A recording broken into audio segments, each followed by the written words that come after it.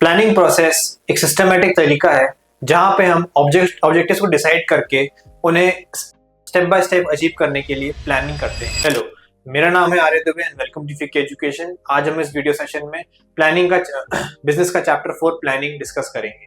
सो चालू करते हैं यहाँ पे और समझते हैं सबसे पहले कि हमने प्लानिंग को किस तरीके से डिफाइन करा था। Planning is the process of setting objectives for a given period and formulating various courses of action to achieve them and selecting the best possible alternatives from the various courses of action available there. So right, अगर हमने यहाँ पे ये वाली जो definition देखें planning की, so this is more of like planning process aspect वाली definition कि किस तरीके से प्लानिंग को एक्चुअली में स्टार्टिंग से लेके एंड तक एग्जीक्यूट किया जाता है। तो प्लानिंग में सबसे पहले क्या होता है, ऑब्जेक्टिव जो होते हैं उनको सेटअप करते हैं एक गिवन पीरियड के अंदर और फिर फॉर्मुलेट करते हैं अलग अलग कोर्सेस ऑफ एक्शन जिससे हम उस प्लान को अचीव कर सकते हैं। फाइनली सेलेक्ट करते हैं best possible alternative from the various courses of action available, यानी कि जो बेस्ट पॉसिबल ऑल्टरनेटिव होता है। अगर हम प्लानिंग को टुकड़ों में बांटे तो वो कुछ इस तरीके से होता है। सो आप देख सकते हैं यहाँ पे एक प्रोसेस है, यानी प्लानिंग करने के एक तरीका होता है किस तरीके से हम कहाँ पे चालू करते हैं और उसे कहाँ पे खत्म करते हैं, right. According to this application, planning is a choice-making activity because it involves setting up objective and deciding the appropriate course of action to achieve the objective। यानी अगर हम देखें इस एप्लीकेशन के अकॉर्डिंग तो प्लानिंग जो है वो एक चॉइस मेकिंग एक्टिविटी है बिकॉज यहाँ पे अलग अलग ऑब्जेक्टिव जो है उनको सेटअप करना पड़ता है और डिसाइड करना पड़ता है अप्रोप्रिएट एक्शन जिससे कि हम उस ऑब्जेक्टिव को अचीव कर सके। It must be remembered that plans are always developed for a given period, यानी कि हमेशा याद रखना है हमें कि प्लान जो है वो हमेशा एक टाइम पीरियड के लिए ही होते हैं, गिवन पीरियड के लिए ही होते हैं। हो सकता है कि वो 12 महीने के लिए हो, 18 महीने के लिए हो या 2 साल के लिए हो, पर वो हमेशा टाइम पीरियड जो होता है वो स्पेसिफाई किया जाता है।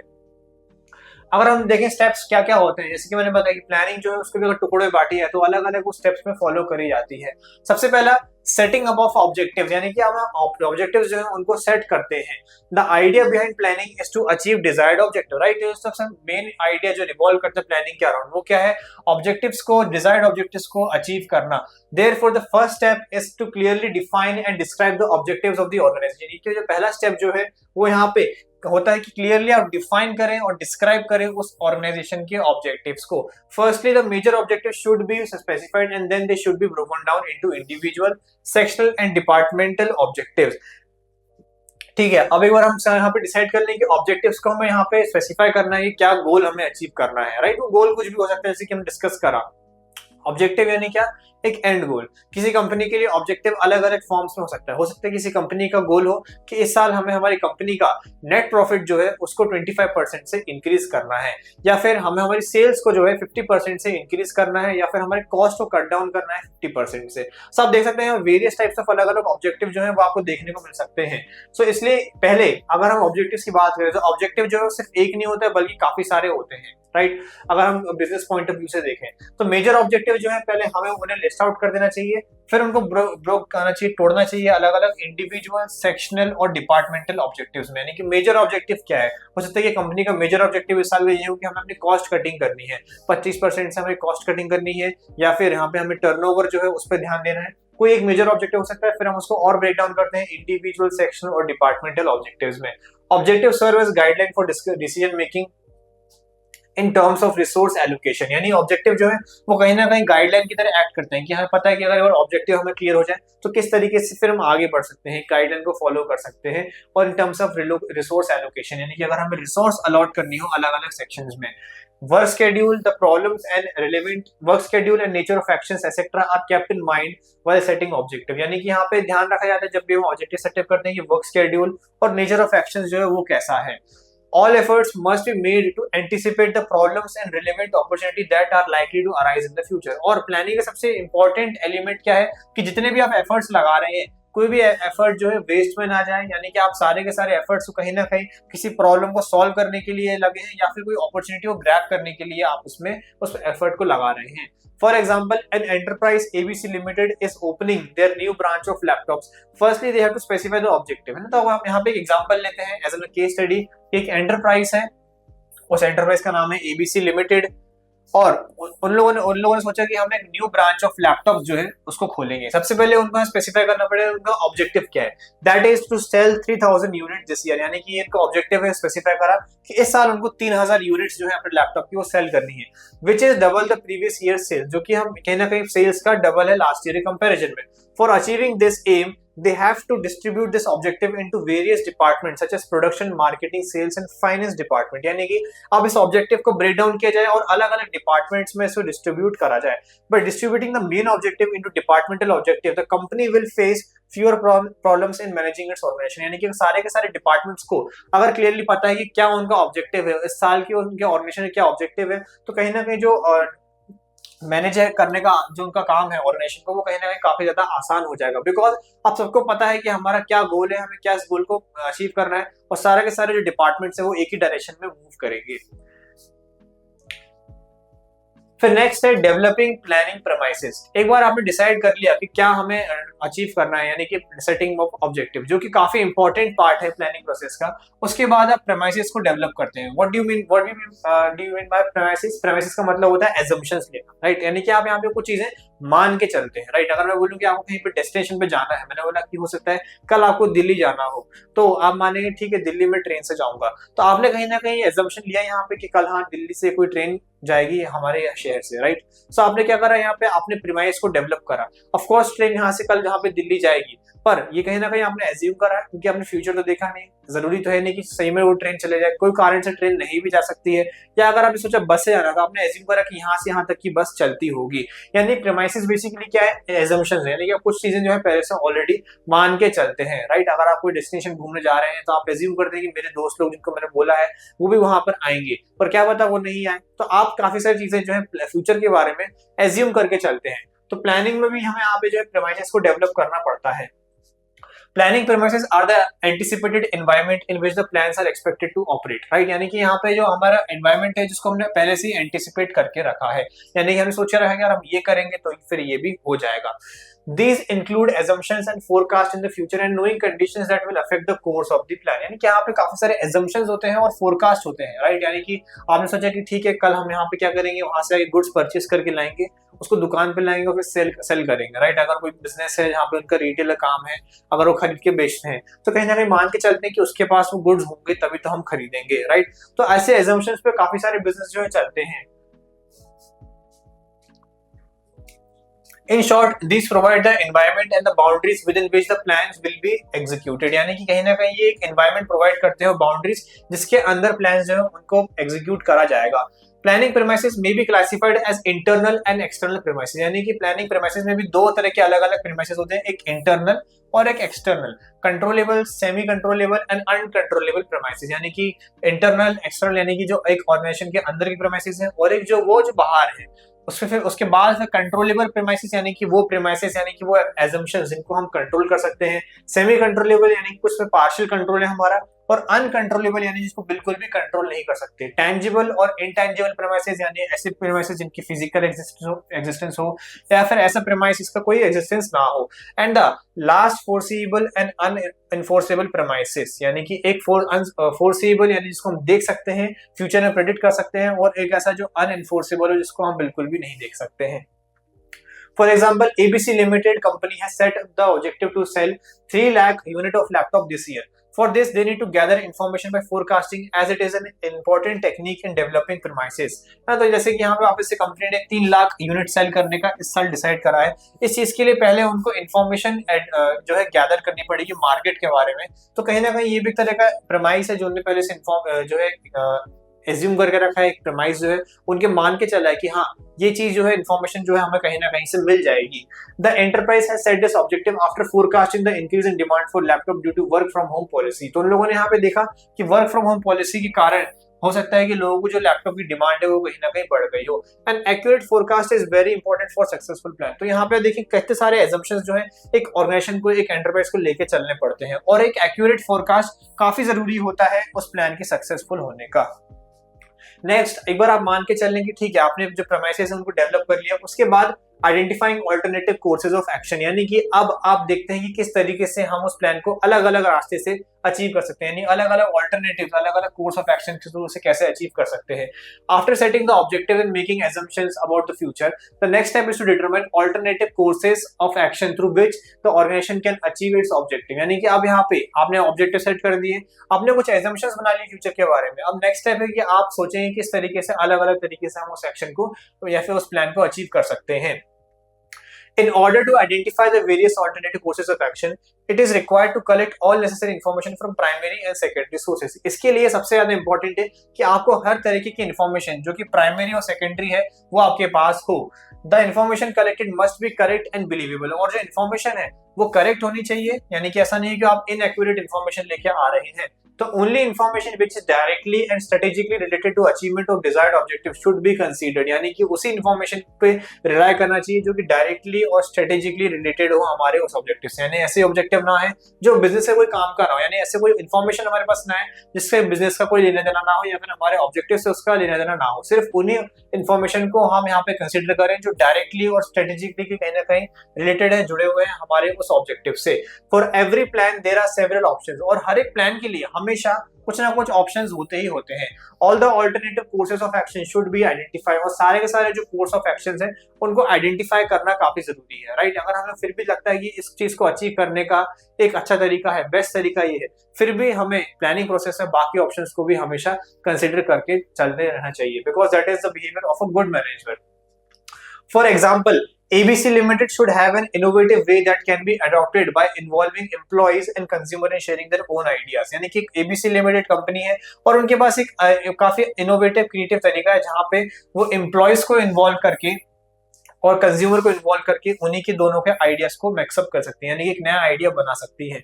The company has many alternatives like decreasing prices, increasing advertisement, promotion and after sale service. अब कंपनी के पास अपनी सेल को इंक्रीज करने के लिए काफी सारी ऑल्टरनेटिव, या तो अपने जो प्रोडक्ट का प्राइस है उसको कम कर दें, या फिर एडवर्टाइजमेंट जो है उसको बढ़ा दें, या फिर प्रमोशन बढ़ा दें, या फिर आफ्टर सेल सर्विस जो है उसको इंप्रूव करें, राइट. तो आप देख सकते हैं कि सारी की सारी चीजें जो है कहीं ना कहीं एक ऑब्जेक्टिव को कहीं ना कहीं टारगेट करती हैं, और वो है क्या, सेल्स को इंक्रीज करना.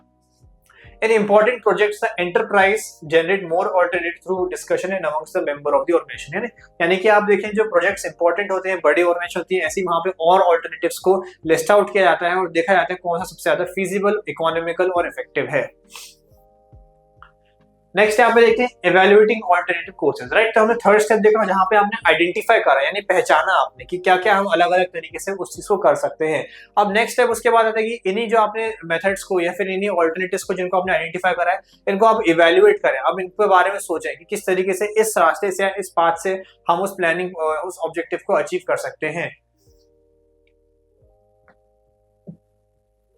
After identifying different alternative, the next step is to evaluate each alternative. यानी कि एक बार आप सारे के सारे जो alternatives हैं उनके ऊपर आइडेंटिफाई कर लें, फिर आप उन्हें evaluate करें. Evaluation means the study of the performance of various action. यानी कि आप स्टडी करें कि किस तरीके से हम इस ऑल्टरनेटिव से हमारे गोल को अचीव कर सकते हैं.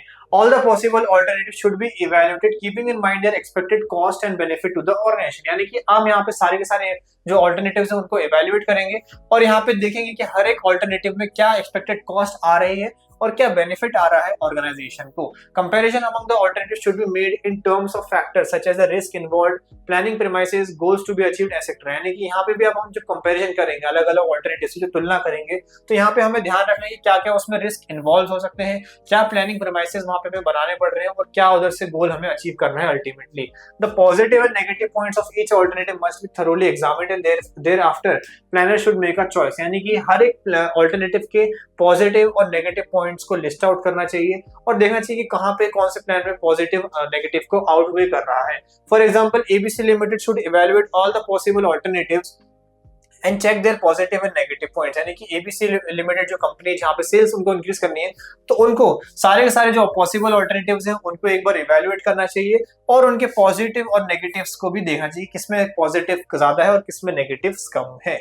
नेक्स्ट फिर हम देखते हैं सिलेक्टिंग एन ऑल्टरनेटिव. यानी कि एक बार आप ये दो स्टेप्स कर लें, ऑल्टरनेटिव्स को आइडेंटिफाई कर लें, उनको इवैल्यूएट कर लें, नेक्स्ट फिर आप उन ऑल्टरनेटिव्स में से एक ऑल्टरनेटिव सिलेक्ट करें. बिकॉज प्लानिंग में हमेशा जब भी हमें कोई ऑब्जेक्टिव अचीव करना है उसको हम सिर्फ एक ही रास्ते से अचीव कर सकते हैं, यानी एक ही ऑल्टरनेटिव में उसमें से जो है उससे अचीव कर सकते हैं.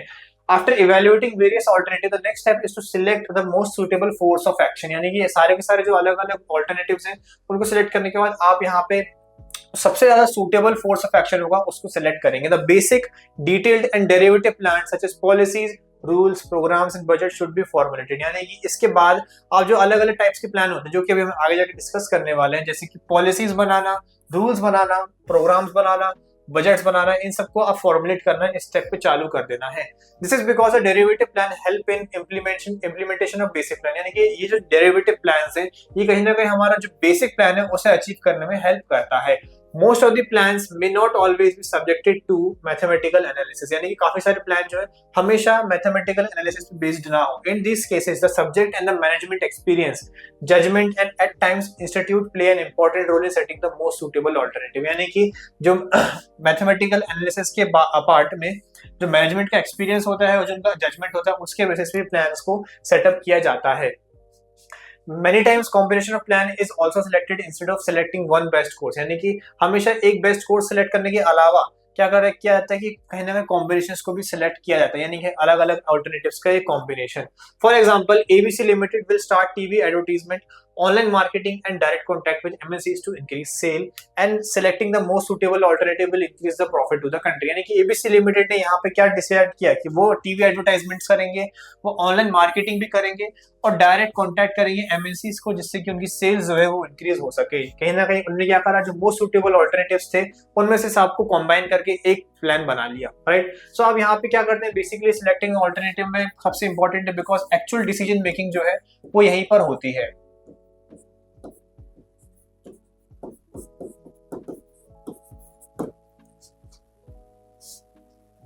नेक्स्ट है implementing the plan. This step is concern with transforming the plan into action, यानी कि इस स्टेप में क्या होता है कि अब हमने जो प्लान डिसाइड कर लिया है अब उसका एक्शन में लाया जाए, यानी कि अब उस पे काम जो है वो चालू करा जाए। ना plan must be communicated to the employees in detail, this in turn will help to secure the cooperation from them, और जो प्लान है आपका उसको कम्युनिकेट कर देना चाहिए एम्प्लॉयज को इन डिटेल, उनको अच्छी तरीके से बता देना चाहिए जिससे कि फ्यूचर में जो उनसे कॉपरेशन है वो हमें पूरी तरीके से मिले। Useful suggestion from the employee must be considered and they should be motivated to execute the plan to the fullest of their abilities, यानी कि यहाँ पे जो यूजफुल सजेशंस है एम्प्लॉयज से उनको कंसिडर करना चाहिए। एम्प्लॉयज जो सजेशंस दे रहे हैं उनको कहीं ना कहीं सुनना चाहिए और उसमें से भी उससे क्या होता है कि उससे जो एम्प्लॉयज हैं वो कहीं ना कहीं मोटिवेट हो जाते हैं उस प्लान को एग्जीक्यूट करने के लिए। कहीं ना कहीं हमने जो plan initiative principle of management initiative पढ़ा था वहां पे मैं देखा था किस तरीके से जो हम एम्प्लॉयज को है कहीं ना कहीं कंसीडर करते हैं उनके आइडियाज को।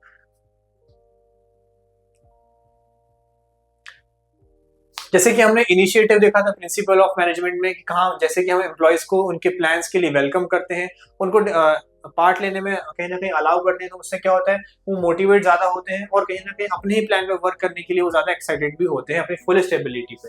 The plan has to be effectively implemented by the real executor, और प्लान जो है वो कहीं ना कहीं इफेक्टिवली इंप्लीमेंट करना चाहिए किसके द्वारा, जो रियल एग्जीक्यूटर होगा उसके द्वारा। This step will also involve in organising labour and purchasing machinery. For example ABC limited start hiring more salesman in the company to contact and connect with more MNCs, यानी कि ABC limited जो है वो और salesman जो है उनको higher कर रहा है कंपनी में जिससे कि वो और एमएनसी से कनेक्ट कर सके। The company will start creating more interesting advertisement on the online platform, they will establish more service workshop in the various cities, यानी कि कहीं ना कहीं आप देखें जो प्लान जो आपने सेलेक्ट करा है उसको कहीं ना कहीं एग्जीक्यूट कर रहे हैं वो और एमएनसी के साथ कनेक्ट करेंगे, वो और जो है ऑनलाइन एडवर्टाइजमेंट्स पे और इंटरेस्टिंग एड्स को प्ले करेंगे और एक सर्विस वर्कशॉप सेटअप करेंगे कस्टमर सर्विस के लिए।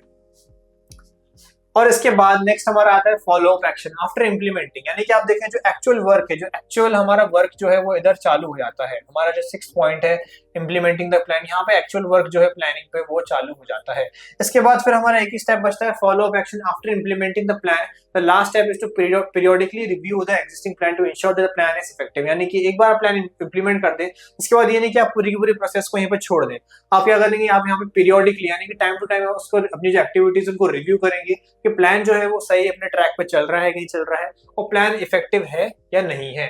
The plan must B consistently monitored and in case of any deficiency it should be modified and adjusted, यानी कि कंसिस्टेंटली प्लान को मॉनिटर करते रहना चाहिए और अगर कोई कमी हो तो तुरंत उसे कहीं ना कहीं फुलफिल कर देना चाहिए, मॉडिफाई कर देना चाहिए, फिर एडजस्ट कर देना चाहिए।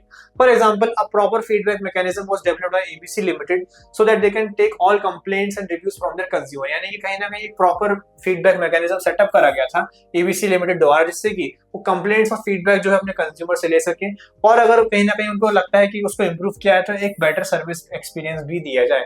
Actual customer response, revenue collection and employees response etcetera are very important for the company because कहीं ना कहीं जो एक्चुअल कस्टमर रिस्पॉन्स है, रेवेन्यू कलेक्शन है और एम्प्लॉय का रिस्पॉन्स है, ये सारी की सारी चीजें जो है कंपनी के लिए काफी ज्यादा जरूरी होती है। जैसे कि आप देखें प्लानिंग प्रोसेस में हमने कौन कौन स्टेप देखे। सबसे पहला स्टेप ऑब्जेक्टिव्स को सेटअप करना। Second step development of planning premises, यानी कि एज्यूम करना कि क्या क्या चीजें फ्यूचर में हो सकती हैं, एजम्पशंस बनाना। थर्ड है identifying alternative course of action, यानी अब उस ऑब्जेक्टिव को अचीव करने के लिए क्या क्या अलग अलग रास्तों से हम उसे अचीव कर सकते हैं, ऑल्टरनेटिव्स हैं, उनको इवेल्युएट करना, आइडेंटिफाई करना। आइडेंटिफाई करने के बाद उन्हें इवेल्युएट करना, यानी कि उनको स्टडी करना कि किस तरीके से हर एक प्लान के थ्रू हमें क्या कॉस्ट और क्या बेनिफिट हो रहा है, क्या उसके पॉजिटिव्स है, क्या उसके नेगेटिव है। फाइनली फिर हमें क्या करना है, एक ऑल्टरनेटिव को जो है वो सिलेक्ट करना है जो कि सबसे ज्यादा बेस्ट है और सूटेबल है, और फाइनली उस प्लान को इंप्लीमेंट करना। एंड लास्ट स्टेप जो होता है फॉलो अप एक्शन, यानी कि अब एक बार प्लान को इंप्लीमेंट करने के बाद हम देखते हैं कि वो प्लान जो है वो वर्क कर रहा है या नहीं कर रहा है, कहीं डेविएशन तो नहीं आ रहा उस प्लान में कहीं पे भी। अब यहाँ पे हम देखते हैं टाइप्स ऑफ प्लान, यानी कि अलग अलग तरह के जो प्लान होते हैं। जैसे कि हमने डिसाइड देखा था कि प्लानिंग जो है वो उसमें अभी हम डेरिवेटिव प्लान्स होते हैं। डेरिवेटिव प्लान यानी कि उसकी भी अलग अलग फॉर्म होते हैं। एक हमारा होता है स्टैंडिंग प्लान और एक हमारा होता है सिंगल यूज प्लान, राइट। सबसे पहले a management plan is a global plan that provide the objective of any organisation project. A plan certainly defines responsibility, roles, etc. To ensure the achievement of targeted goal, a plan is a resource that everyone in the firm can use, be it a top level manager or low level management. यानी कि plan जो होता है वो global plan होता है, यानी कि पूरी की पूरी ऑर्गेनाइजेशन के लिए प्लान जो होता है वो एक होता है, यानी ऑब्जेक्टिव जो होता है वो सेम होता है। एक प्लान में जो है रिस्पॉन्सिबिलिटी सबकी डिफाइन करी जाती है, क्या रिस्पॉन्सिबिलिटी है, क्या रोल है, जिससे कि जो अचीवमेंट ऑफ टारगेटेड गोल है वो टाइम के अंदर हो सके। अब plan is a resource, plan क्या है, प्लान एक रिसोर्स है that everyone in the firm can use, जो कि सब लोग जो है फर्म के अंदर उसे इस्तेमाल कर सकते हैं, भले वो टॉप लेवल मैनेजर हो या फिर लो लेवल सुपरवाइजर हो। The plan creates an outline for the organization as to what should be the aim, objective, the strategies the firm will use, and what method will the firm use to measure its performance. है तो plan कहीं ना कहीं क्या करता है, outline कर देता है, पहले से ही बता देता है कि किस कैसे एक ऑर्गेनाइजेशन को क्या गोल अचीव करना है, क्या स्ट्रेटेजीज उनको ऑक्यूपाई करनी है, क्या तरीके, क्या मेथड्स उनको ऑक्यूपाई करना है, और किस तरीके से वो अपने परफॉर्मेंस को मेजर कर सकते हैं। The plan is applicable in all types of organisation be they big और स्मॉल, यानी कि जो प्लान है वो कहीं ना कहीं हर टाइप के ऑर्गेनाइजेशन में एप्लीकेबल रहता है, भले ही वो बड़ी हो या फिर वो छोटी हो। There are different types of plan that can be helpful for manager in making decision and solving their problem, यानी कि प्लान जो है वो आप डिफरेंट टाइप्स में बांट दिए जाते हैं, जिससे कि जो मैनेजर है उनके लिए आसानी हो जाए डिसीजन लेने में और प्रॉब्लम्स को सॉल्व करने के लिए। सबसे पहले हम देखते हैं standing plan. To provide guideline to manager for taking decision and solving problems, there are various kinds of plans. These plans are helpful in managing day-to-day affairs and regulating the work behavior of the subordinate. These various types of plan are grouped into two categories, that are standing and single-use plan. So standing plan क्या होता है? Standing plan are those plan which is used again and again whenever a particular situation arises. Right तो plan को divide करा गया है दो हिस्सों में, एक स्टैंडिंग और एक सिंगल यूज। स्टैंडिंग वो प्लान वो होते हैं जिन प्लान को हम बार बार इस्तेमाल कर सके एक पर्टिकुलर सिचुएशन के लिए, राइट। यानी कि जो हमारा स्टैंडिंग प्लान है उसको हम बार बार रिपीटेडली इस्तेमाल कर सकते हैं। हमने सोचा कि किसी चीज को इस तरीके से करा जाएगा, यानी कि प्लान बनाया, तो उस प्लान को हम दोबारा भी नेक्स्ट टाइम इस्तेमाल कर सकते हैं, इसको हम बोलते हैं कि स्टैंडिंग प्लान। और दूसरा जो है हमारा सिंगल यूज प्लान, वो नाम से सजेस्ट करता है कि उसको सिर्फ एक बार ही इस्तेमाल किया जा सकता है, सिंगल यूज यानी कि सिर्फ एक बार इस्तेमाल के लिए। It is designated to make sure that the internal operation of an enterprise runs smoothly. These plans are developed once but are designed to be used over the years, यानी कि इन plan को सिर्फ एक बार ही बनाया जाता है, लेकिन इनका एम क्या रहता है कि इनको बार बार over the years इस्तेमाल करा जाए। It is generally developed in such a manner that it can be modified when needed, यानी कि इनको इस तरीके से डेवलप किया जाता है कि जब भी जरूरत पड़े इनको हम मॉडिफाई कर सकें, यानी चेंज कर सकें। These plans are also known as multiple use plan और repeated use plan। इनको हम multiple use plans और repeated use plans भी कहते हैं। These plans are generally prepared by top level managers, और ये प्लान जो है यूजुअली टॉप लेवल मैनेजर्स जो है वही बनाते हैं। Standing plan include objective and goals, strategy, policy, procedure, rules, methods etcetera, है ना। तो स्टैंडिंग प्लान जो है ये टाइप ऑफ प्लान है, इसके अंदर कितने कितने और प्लान्स को डिवाइड करा गया है, एक एक करके देखते हैं। सबसे पहला objectives and goals. Both the terms are used interchangeably as both imply the target one desires to accomplish. Goals are the desired set of affairs that an organization wants to accomplish, whereas objectives are the specific targets within the general goal to achieve a certain task, है ना। तो क्या होता है गोल? गोल वो set of affairs होता है, desired set of affairs जो एक ऑर्गेनाइजेशन कंप्लीशन यानी पाना चाहती है। वहीं पर अगर हम बात करें ऑब्जेक्टिव की, तो ऑब्जेक्टिव वो स्पेसिफिक टारगेट्स होते हैं जो जनरल गोल के अंदर कहीं ना कहीं अचीव करते हैं, सर्टेन टास्क होते हैं यानी स्पेसिफाई करते हैं। Thus objective are specific with the support in attainment of the goals, यानी कि ऑब्जेक्टिव जो है वो स्पेसिफिक होती है गोल्स के अटेनमेंट में, यानी कि उनको अचीव करने के लिए। The process of planning being with the setting up of objective, यानी कि जो प्रोसेस ऑफ प्लानिंग है वो कहीं ना कहीं किससे चालू होती है, ऑब्जेक्टिव सेटअप करने से। The planning stage include courses of action and identifies the result that company desires. जो प्लानिंग स्टेज होता है वो कहीं ना कहीं एक कोर्स ऑफ एक्शन को डिसाइड करने में होता है और जो रिजल्ट्स होते हैं उनको आइडेंटिफाई करने के लिए होता है जो कंपनी को डिजायरेबल है। These are usually set up by the top level. All organizations, large or small, can identify problem and establish overall goals for their business, but they need specific objective to progress. Right? तो जैसे कि objective बताया गया कि specific है और गोल जो है वो जनरल है, यानी कि कहीं ना कहीं एक बड़े बिगर पिक्चर की हम बात कर रहे हैं। For example, the manager of a department may have the objective to increase sale by 15%. Right? तो कोई डिपार्टमेंट है उसमें मैनेजर का गोल होगा, ऑब्जेक्टिव है उसका क्या कि सेल को इंक्रीज करा जाए 15% से। This becomes an objective of selling more units for his employees. कहीं ना कहीं यहाँ पे उसके क्या ऑब्जेक्टिव बन गया कि उसके एम्प्लॉयज को जो है अब ज्यादा यूनिट्स जो है सेल करने पड़ेंगे। Objective refer to purpose or aim that an organization wants to achieve at different periods, यानी ऑब्जेक्टिव जो है वो कहीं ना कहीं पर्पस है, एक एम है जो एक ऑर्गेनाइजेशन अचीव करना चाहती है डिफरेंट पीरियड ऑफ टाइम पे। Activities of an organization are directed toward the objectives. In other word, objective indicate the destination of the organization, यानी जो ऑब्जेक्टिव्स है वो कहीं ना कहीं इंडिकेट करती है कि ऑर्गेनाइजेशन की डेस्टिनेशन मंजिल क्या है, उसको कहीं ना कहीं यहाँ पे वो डिटरमाइन करती है। नेक्स्ट हम बात करते हैं स्ट्रेटेजी की। The term strategy is mostly used in military science and games, है ना। तो आप देखोगे स्ट्रेटेजी जो है यूजुअली मिलिट्री साइंस और गेम्स में इसका ज्यादा इस्तेमाल कराते हैं, जैसे कि फॉर एग्जांपल चेस में काफी ज्यादा इसका जिक्र कराते हैं स्ट्रेटेजीज बनाने का। But in view of growing competition and a rapidly changing environment, now it has become equally relevant to the business organization, यानी कि जैसे जैसे अब कॉम्पिटिशन बढ़ते जा रहा है और एनवायरनमेंट रैपिडली चेंज हो रहा है, तो अब स्ट्रेटेजी वर्ड जो है वो बिजनेस एनवायरनमेंट में भी आ चुका है। In business it refer to a comprehensive, that is determining the long term objectives, adopting a course of action and allocation of resource। यानी कि बिजनेस में क्या मतलब होता है इसका, एक ऐसा लॉन्ग टर्म ऑब्जेक्टिव जो हमें अचीव करना है जहां पे हम एक स्पेसिफिक कोर्स ऑफ एक्शन को अडॉप्ट कर रहे हैं, यानी कि किसी भी चीज को अचीव करने का एक अंदाज, एक तरीका और किस तरीके से हम रिसोर्सेज को अलॉट कर रहे हैं।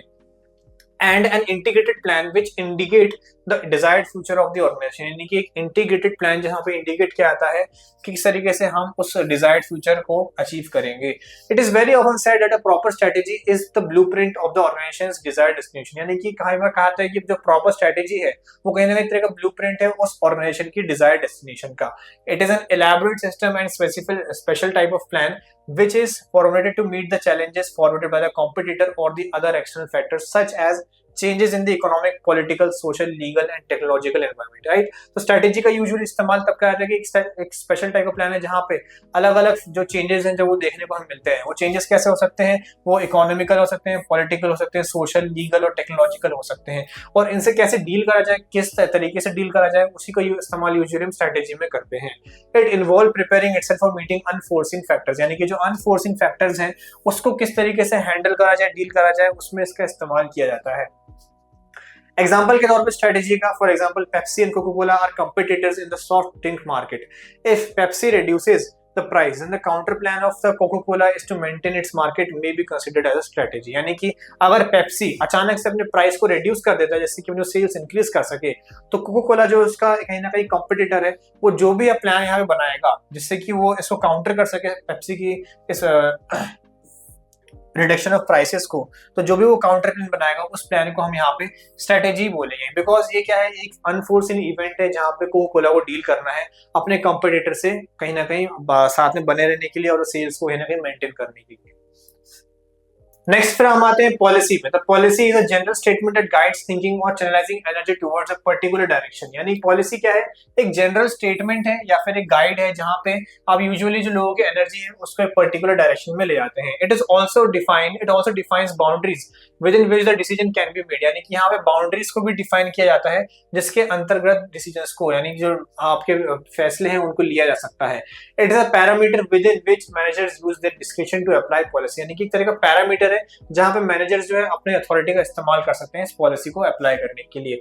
There are policies for all levels and department in the organization, यानी पॉलिसी जो है सारे के सारे लेवल के लिए एग्जिस्ट करती हैं एक ऑर्गेनाइजेशन के अंदर। There are major company policies that are common for all customer, client, competitors etcetera, यानी कि काफी सारी मेजर कंपनी पॉलिसीज होती हैं जो कॉमन है किसके लिए, कस्टमर के लिए, क्लाइंट्स के लिए और कंपिटिटर्स के लिए। Whereas minor policies are for the insiders of an organization and mainly contain minute details of information important to the employee, यानी कि insider organization यानी कुछ specific employees के लिए कुछ minor policies बनाई जाती हैं। Example के तौर पे the policy of a company may not be to employ any person who is less than 18 years of age, है ना। तो ये आप देखिए यहाँ पे ये क्या है, this is a part of planning, यानी कि तरह का प्लान है कि 18 साल से कम किसी भी इंसान को हायर नहीं करना है। तो आप देखें किस तरह का प्लान है, स्टैंडिंग प्लान है क्योंकि इसको बार बार इस्तेमाल कर सकते हैं और पॉलिसी जो है कहीं ना कहीं रिस्ट्रिक्ट करता है, बाउंड्री सेटअप करता है लोगों के लिए। नेक्स्ट है प्रोसीजर। अब procedure refer to a particular course of action in order to achieve the desired result, यानी प्रोसीजर जो है क्या होता है, वो कहीं ना कहीं पर्टिकुलर कोर्स ऑफ एक्शन होता है जिससे कि हम एक डिजायर्ड रिजल्ट को अचीव कर सकें, राइट। यहाँ पे हम गोल की बात नहीं कर रहे हैं, यहाँ पे हम ऑब्जेक्टिव की बात नहीं कर रहे हैं, हम बस एक रिजल्ट के बारे में बात करें किस तरीके से एक रिजल्ट को अचीव किया जा सकता है। Basically it is a series of chronological steps to be taken to perform an activity, यानी कि क्या है, सीरीज ऑफ क्रोनोलॉजिकल स्टेप्स, यानी कि टाइम टू टाइम आपको क्या स्टेप्स लेने हैं उसका एक तरह से एक सेट है। It simplifies the work by eliminating unnecessary steps and brings uniformity of action, यानी कि किस तरीके से आप एलिमिनेट कर सकते हैं अननेसेसरी स्टेप्स को और यूनिफॉर्मिटी ला सकते हैं अपने एक्शंस में। प्रोसीजर में bring rigidity in the working of organization by specifying the best way of doing it, यानी कि आपको फॉर एग्जांपल कोई भी काम हो सकता है ना, राइट। आपको कंपनी में काम कर रहे हैं, कोई आपको किस तरीके से कोई काम करना है, कोई काम आपको खत्म करना है, कोई रिजल्ट चाहिए आपको, तो प्रोसीजर जो है पहले से कंपनी तैयार करती है कि आप स्टेप्स फॉलो करें और आपका जो काम है वो कंप्लीट हो जाएगा। तो इस कारण से क्या होता है, प्रोसीजर जो है कहीं ना कई बार वो रिजिडिटी लाती है बिकॉज यहाँ पे जो स्टेप्स है उनको पहले ही स्पेसिफाई कर दिया जाता है। It tends to become outdated unless reviewed and revised at a periodic interval, यानी कि अगर इसे रिवाइज ना करा जाए, रिव्यू ना कराए तो ये आउटडेटेड भी हो सकती है। It provides no room for creative thinking and at times it discourages initiative, यानी कि यहाँ पे कोई भी रूम नहीं रहता आपके पास क्रिएटिव थिंकिंग के लिए और at times it discourage भी कर देते हैं इनिशिएटिव्स के लिए। एग्जांपल के तौर पे an enterprise may have the following procedure for purchase of goods, identification of various suppliers, यानी कि एक एंटरप्राइज है उसके पास एक प्रोसीजर होगा कि किस तरीके से हमें गुड्स को परचेज करना है। क्या है वो procedure, identification of various supplier, पहले आप जो वेरियस सप्लायर्स हैं उनको आइडेंटिफाई करें। इनवाइटिंग कोटेशंस फ्रॉम देम, यानी सबसे एक कोटेशन लें उन गुड्स का, कंपैरिजन ऑफ कोटेशन, फिर क्या करें उन कोटेशन को कंपेयर करें, फिर placing the order to the supplier who offer the best quotation, यानी कि जो सबसे अच्छा कोटेशन देता है उसके साथ एक ऑर्डर प्लेस किया जाए, फिर एक रिसीट ऑब्टेन करी जाए, इंस्पेक्शन ऑफ गुड्स किया जाए and making the payment to the supplier, और फिर उसके बाद जब ये सब हो जाए तो आखिर में आप पेमेंट कर दें सप्लायर को। तो आप देख सकते हैं यहाँ पे अलग अलग स्टेप है। स्टेप 1 था आपको क्या, परचेज ऑफ गुड्स। स्टेप 1 था आपको क्या, आइडेंटिफिकेशन ऑफ वेरियस सप्लायर। फिर 2 था आपका क्या, इनवाइटिंग कोटेशन। फिर 3 था आपका क्या, कंपैरिजन ऑफ कोटेशन। 4 क्या था आपका, प्लेसिंग ऑर्डर। फिर उसके बाद 5th क्या था, रिसीट ले लेना और inspection of goods. 6th and finally 7th क्या था आपका, पेमेंट कर देना। तो यहाँ पे हम स्टेप्स देख सकते हैं कि स्टेप्स स्पेसिफाई करे गए हैं, क्यों, क्योंकि प्रोसीजर जो है वो सेट ऑफ डिफरेंट स्टेप्स होता है जहाँ पे आप एक क्रोनोलॉजिकल ऑर्डर में से फॉलो करते हैं। क्रोनोलॉजिकल मतलब कि आपको एक ऑर्डर फॉलो करना पड़ता है, आप पहले 1 करेंगे, फिर 2 करेंगे, फिर 3 करेंगे, राइट। तो आप देख सकते हैं एक तरह का स्टैंडिंग प्लान है, पर अगर इसको आप देखें कि रिव्यू ना करें और उसको इंस्पेक्ट ना करें तो कहीं ना कहीं ओवर टाइम ये आउटडेटेड भी हो सकता है। नेक्स्ट पर हम आते हैं रूल्स पे। रूल्स क्या होते हैं, rules are set of directives or statement to do or not to do certain things, to behave or not to behave, है ना। तो रूल्स जो है वो क्या, सेट ऑफ डायरेक्टिव्स हैं, स्टेटमेंट्स हैं जहाँ पे क्या करना है और क्या नहीं करना है उन चीजों को स्पेसिफाई करते हैं, या फिर किस तरीके से बिहेव करना है या फिर किस तरीके से बिहेव नहीं करना है उसको भी स्पेसिफाई कर दिया जाता है। Every organization aims to operate in an orderly manner to regulate and control the working behaviour of employees, और हर एक ऑर्गेनाइजेशन का एम होता है कि एक ऑर्डरली मैनर में काम करा जाए जहां पे हम जो एम्प्लॉयज हैं उनके बिहेवियर को रेगुलेट कर सकें। Rules are found by the organization and these are enforced to maintain, यानी कि जो ऑर्गेनाइजेशन है रूल्स उनके द्वारा बनाए जाते हैं और इनको मेंटेन यानी कि कहीं ना कहीं इन्फोर्स करा जाता है कि जिससे कि इनको लागू करा जाए ऑर्गेनाइजेशन के अंदर। They are rigid and do not allow derivation, यानी कि ये रिजिड होते हैं और इसमें कोई भी डेरिवेशन नहीं होते, यानी कि एक बार रूल बना दिया तो बना दिया, उस रूल को ब्रेक नहीं करना है, चेंज नहीं करना है। The breach of rules usually carries a penalty, और यूजुअली रूल्स को अगर ब्रेक करा जाए यानी ब्रीच करा जाए यानी कि उसके अगर उल्लंघन करा जाए तो पेनल्टी उस पर लगा दी जा सकती है। It aims to maintain discipline and thereby helps to improve efficiency, यानी यहाँ पे इसका क्या होता है एम कि डिसिप्लिन बना रहे और एफिशिएंसी जो है वो मेंटेन रहे। Any violation of the rule is generally associated with some sort of disciplinary action, और कोई भी अगर रूल का वायलेशन करता है तो उसको हम एसोसिएट करते हैं किससे, डिसिप्लिनरी एक्शन से। एग्जांपल के तौर पे a company may have a rule of no smoking in the office premises, smoking is strictly prohibited, right. तो ये नो स्मोकिंग के जो साइंस अगर एक तरह क्या है, ये रूल है, ये स्टैंडिंग प्लान है, क्योंकि यहाँ पे इसको बार बार इंप्लीमेंट किया जा सकता है और चेंज करने की यहाँ पे कोई जरूरत भी नहीं है। नेक्स्ट पर है methods. Methods are a formalized technique and standard ways of doing repetitive and routine job. तो मेथड क्या होते हैं, मेथड एक फॉर्मलाइज्ड टेक्निक है और स्टैंडर्ड वेज है किसी भी रिपीटेटिव जॉब को करने का या रूटीन जॉब को। ऐसी जॉब जिसमें आपको रिपीटेटिव काम करना पड़े, यानी कि आपको एक ही काम बार बार करना पड़े, तो वहां पे मेथड्स को डिस्क्राइब कर दिया जाता है किस तरीके से उसे करा जाए।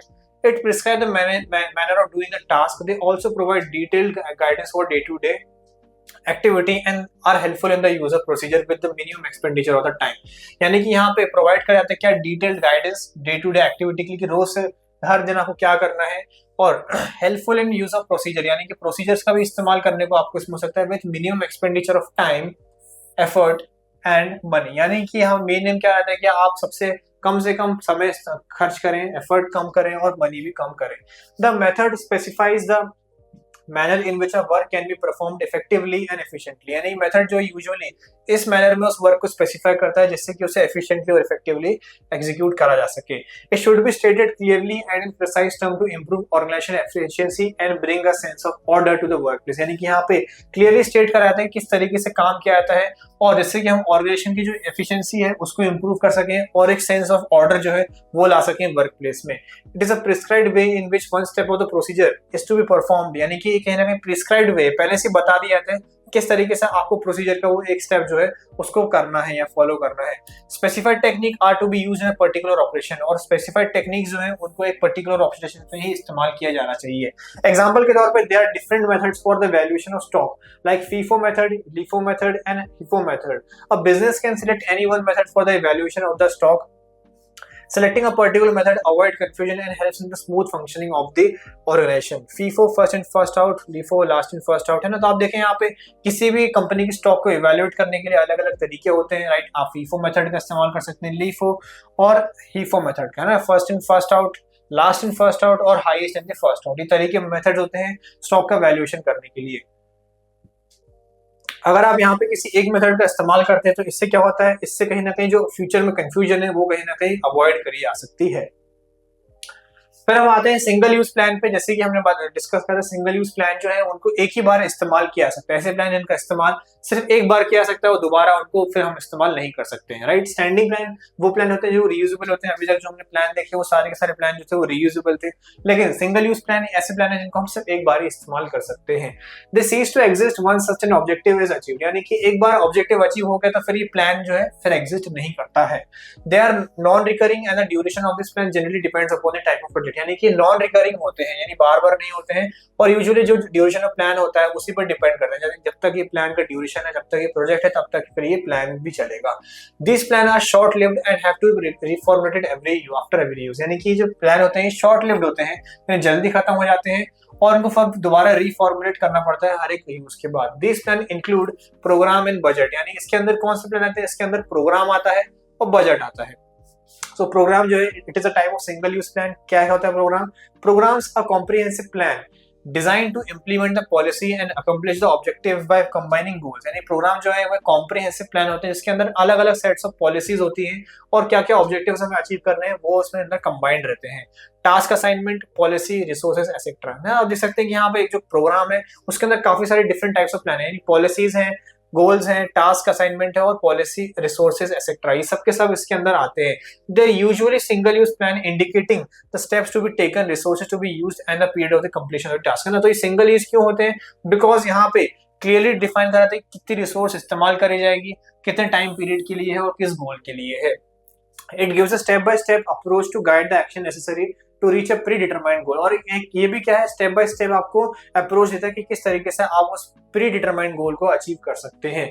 There are two types of program, major and minor. दो तरह के प्रोग्राम होते हैं, मेजर और minor. Major programs are basic plan, for example the poverty eradication program, है ना। तो मेजर प्लान यानी कि एक बड़ा प्लान, यानी कि जैसे कि पॉवर्टी इरेडिकेशन, यानी किस तरीके से पॉवर्टी को खत्म करा जाए। और माइनर प्रोग्राम यानी कि are derivative program designated to implement the major program, यानी माइनर प्रोग्राम यानी कि कहीं ना कहीं उस मेजर प्रोग्राम को ही इम्प्लीमेंट करने के लिए, उस मेजर प्रोग्राम को चलाने के लिए एक छोटा प्लान, माइनर प्लान प्रोग्राम बना दिया। For example a company may have a program with respect to construction of new factory premises, यानी कि कंपनी का एक प्रोग्राम हो सकता है जहां पे वो उनको नई फैक्ट्री की बिल्डिंग बनानी है, राइट। यहाँ प्रेमाइसेस का यहाँ मीनिंग चेंज हो जाता है, यहाँ पे मतलब फैक्ट्री प्रेमाइसेस यानी कि बिल्डिंग्स की बात करी जा रही है। तो यहाँ पे भी उनके पास स्पेसिफाइड क्या होगा, प्लान होगा, जहाँ पे अलग अलग टास्क असाइनमेंट होंगे, गोल्स होंगे, पॉलिसी होगी और रिसोर्स होगी। तो प्रोग्राम जो है इसको एक ही बार इस्तेमाल किया सकता है, यानी कि एक बार फैक्ट्री प्रेमाइस बनाई, दोबारा इस प्रोग्राम को इस्तेमाल नहीं कर सकते, बिकॉज अगर उनको फिर से कोई बिल्डिंग बनानी होगी तो फिर उनकी बिल्डिंग का डिजाइन भी अलग होगा, रिसोर्सेज अलग होंगे, टाइम ड्यूरेशन अलग होगा, सब चीज बदल जाती है, इसलिए ये एक सिंगल यूज प्लान बन जाता है। नेक्स्ट वन हमारा आता है budget. According to George R. Terry, a budget is an estimate of future needs arranged to an orderly basis, covering some or all of the activities of an enterprise for a definite period of time. तो budget क्या होता है, budget एक estimate होता है, right. यानी कि जैसे कि आपने बजट वर्ड सुना होगा, आप खुद काफी ज्यादा फेमिलियर होंगे बजट वर्ड से, जहाँ पे एक किसी भी तरह की जो आपके एक्सपेंसेस होते हैं उनको मैनेज करने का, यानी covering some or all of the activities of an enterprise during for a definite period of time.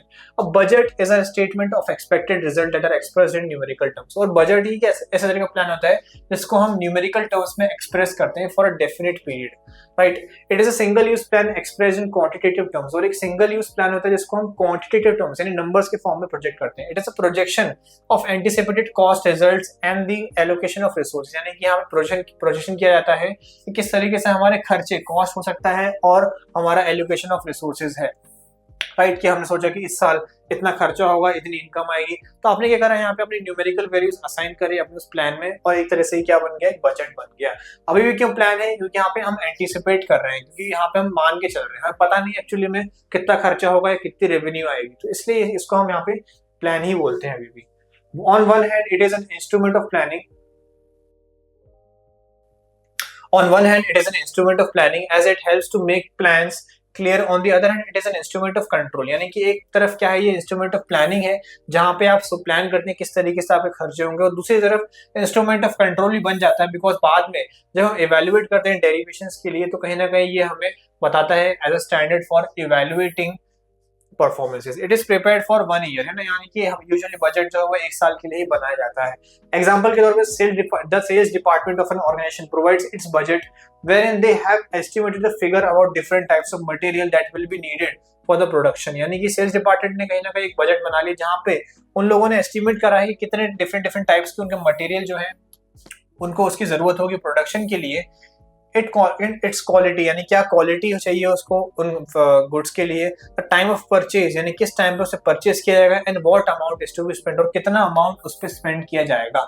There are other such department that prepare this budget, और ऐसे ऐसे करके जो अलग डिपार्टमेंट्स हैं वो भी अपना एक स्पेसिफाइड बजट जो है प्रिपेयर करते हैं। तो आप देख सकते हैं बजट जो है उसमें न्यूमेरिकल वैल्यू आने के कारण उसको हम दोबारा किसी और प्लान के लिए या फिर किसी और ऑब्जेक्टिव के लिए इस्तेमाल नहीं कर सकते, that is why it is a single use plan.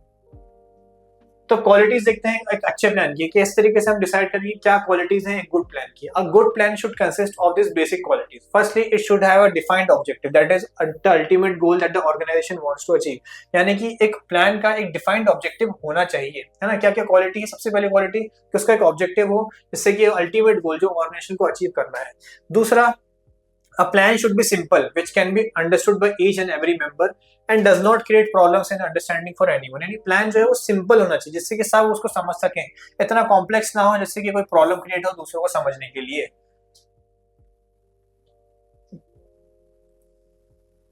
तीसरा, a plan should be comprehensive in the nature, यानी प्लान जो है वो कॉम्प्रिहेंसिव होना चाहिए नेचर में। It should contain all the necessary element to attain the organisation goal, यानी कि सारे के सारे उसके अंदर वो चीजें होनी चाहिए, वो सारे के सारे नेसेसरी एलिमेंट्स जिससे कि हम जो ऑर्गेनाइजेशन गोल्स है उनको अचीव कर सकें। A plan should not be it should be flexible enough so that it can be adjusted according to changes without any delay. It should meet the various future challenges, यानी कि जैसे plan है वो कैसा होना चाहिए, फ्लेक्सिबल होना चाहिए, बाद में अगर फ्यूचर में हमें कभी उसमें कुछ चेंजेस लाने हो तो वो चेंजेस पॉसिबल हो लाना। ऐसा ना हो कि हमने कुछ ऐसी प्लानिंग कर ली जिससे कोई चेंज पॉसिबल नहीं है, क्योंकि फ्यूचर में क्या है, चैलेंजेस आते हैं और उनको मीट करने के लिए हमें कुछ ना कुछ चेंजेस या एडजस्टमेंट करने पड़ते हैं। अ प्लान शुड बी इकोनॉमिकल, यानी कि प्लान जो है वो एक्सपेंसिव ज्यादा नहीं होना चाहिए। This means when a plan is made it should be kept in mind that it should require the at least operating cost, यानी कम से कम कॉस्ट में हम उस प्लान को बना सकें।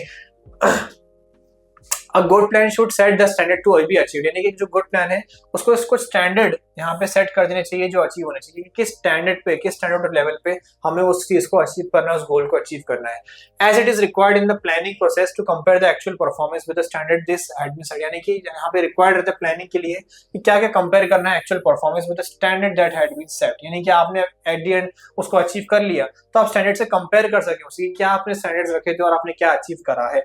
अ plan should maintain balance between all the department of the organization, यानी कि प्लान है उसको एक बैलेंस मेंटेन करना चाहिए सारे के सारे डिपार्टमेंट जो है ऑर्गेनाइजेशन के उनके बीच में, राइट। तो ये सारे के सारे पॉइंट्स है किसके बारे में कि एक प्लान को जो अच्छा बनाता है। हमने यहाँ पे various types of plan discuss करे और एक प्लान जो है ये सारे का सारे अगर पॉइंट मीट करता है तो हम कह सकते हैं कि प्लान जो है वो एक अच्छा प्लान है। प्लानिंग प्रोसेस के स्टेप्स हमें क्लियर डायरेक्शन देते हैं जिससे एक ऑर्गेनाइजेशन अपने प्लान्स को एफिशिएंटली और इफेक्टिवली अचीव कर सकते हैं। आई होप आपको ये वीडियो अच्छा लगा हो। अगर आपको ये वीडियो अच्छा लगा हो तो आप इस वीडियो को लाइक शेयर सब्सक्राइब करना ना भूलें और मेरे ऐसी और वीडियोस देखने के लिए आज ही डाउनलोड करें फीको एजुकेशन ऐप को। Thank you.